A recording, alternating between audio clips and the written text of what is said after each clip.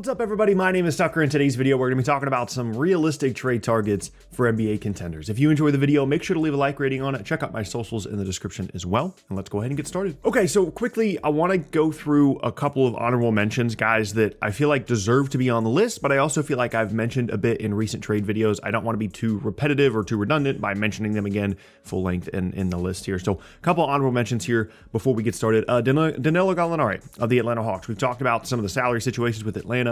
Kind of feels like maybe they have one too many guys, and Danilo Gallinari might be the odd man out on the wing with a non-guaranteed contract for next year.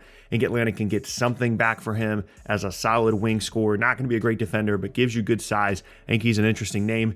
Terrence Ross from the Orlando Magic is another one. Orlando's not going anywhere this season. Ross can really shoot the basketball, provides good spacing, is a streaky scorer, can really help improve a team's bench. And then in a similar vein from that, Eric Gordon of the Houston Rockets. Again, Houston's not going anywhere. They've won a couple of games here recently, but realistically, they're not going anywhere. And, you know, it's not an ideal fit because he's still got a couple years left on his contract, and he's not a player that has great size for his position, but he can score. He competes defensively when he's in a situation in which he might be contending for a title, and can space the floor as well. So those are just three names I wanted to mention. But now let's get into the list. And the idea of this is not necessarily, go out and get Damian Lillard at the trade deadline. It's more so guys that can just help a team, whether it be on the bench, as a spacer, as a defender, as a two-way player, as a complimentary ball handler. Think about how important PJ Tucker ended up being for Milwaukee last year as they went on to win the title. And he was a guy that they traded for midseason, especially after Dante DiVincenzo went down.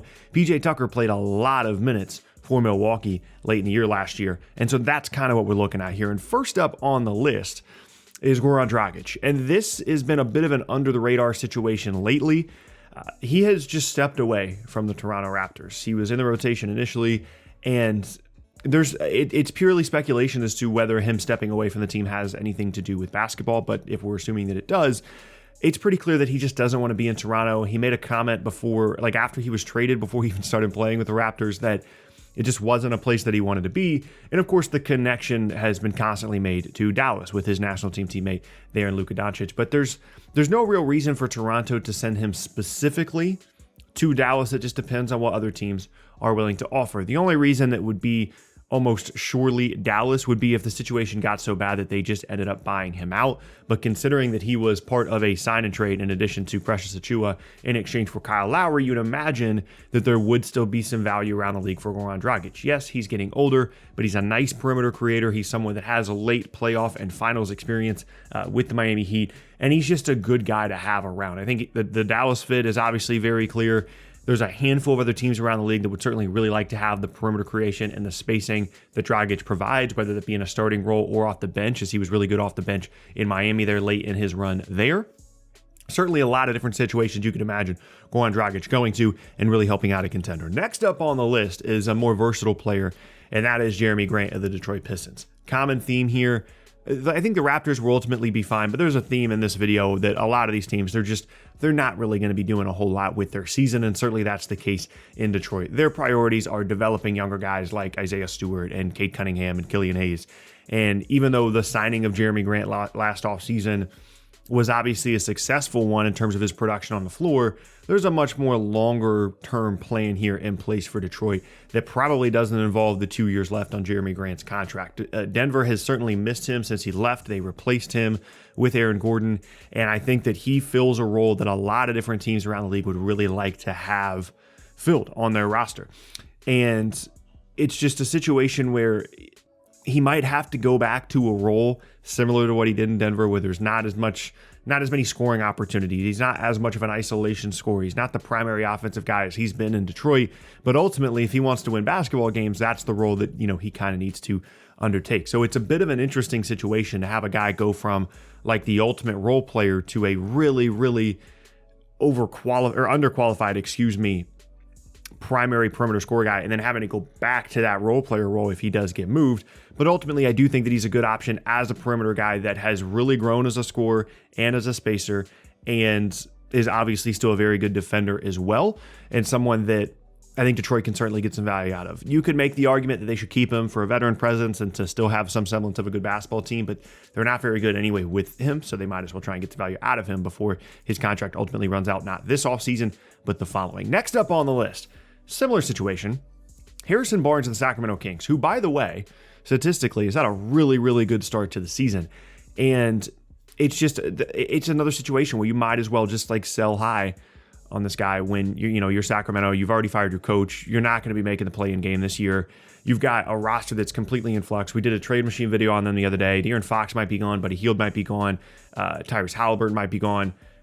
You might as well get some value out of Harrison Barnes. And Barnes has had a really interesting career as a high draft pick that went to Golden State and was supposed to kind of fill in the gaps there with that roster, and did a good job, but had some huge struggles in the finals specifically. Again, in 2016, where the Cavs basically just stopped guarding him because he couldn't make shots from the perimeter. But then he goes to Dallas as a max player and is really good for them. Maybe not, averaging 30 a game or anything, but as a two-way player is really good. Same thing in Sacramento. If you put Harrison Barnes in at the 4, he's going to guard, he's going to make shots, and he's just a really, really solid player. And I think that's something that a lot of contenders around the league certainly would not be mad about having. So if you're Sacramento, try and get some value there and hope that Harrison Barnes can move on to a better situation, a situation that's more conducive to winning.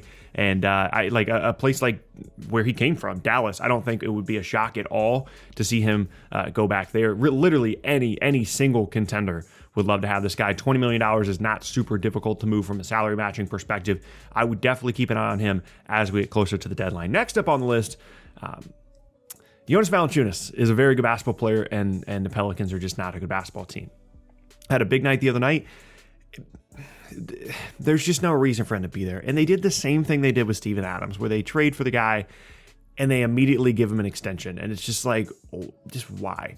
Jonas Valanciunas is going to turn 30 years old pretty soon, and he just doesn't fit the timeline of this group. It's absolutely no offense to him. He doesn't deserve to continue to get traded.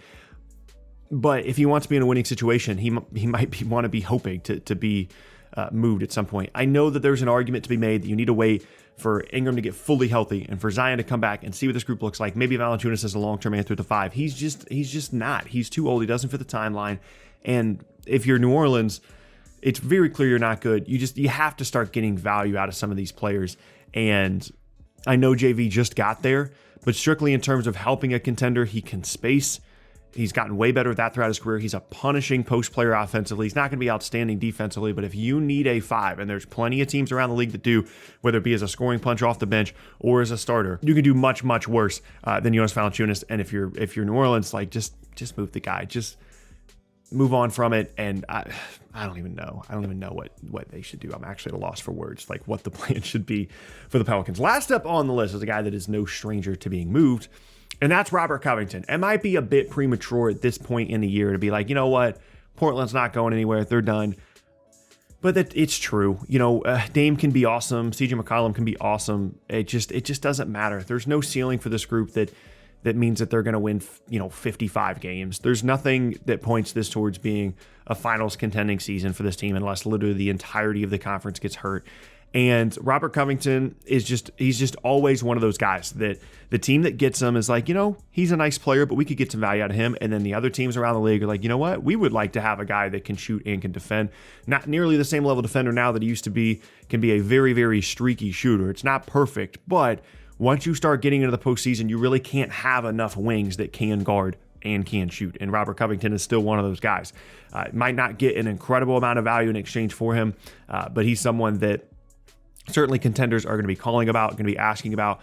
And I think that by the trade deadline, Portland's going to be in a situation where they're going to be looking at potentially moving not only Covington, but then some other pieces on this roster as well. I know that they just brought in a new coach. I know that the front office is in flux, but at a certain point, it's just about getting value. It's about making the correct decision for the long-term outlook of the roster.